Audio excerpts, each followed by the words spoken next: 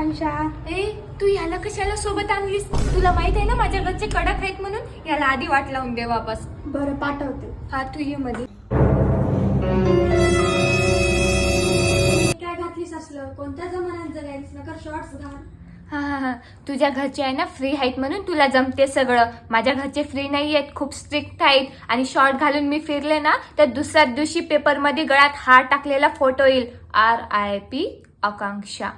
अगं इथं तुझे मम्मी ते सगळे. चल ना आपण तुझ्या रूम मध्ये बसू. रूम? आणि माझी बहीण इथं झोपते. हीच आहे माझी रूम.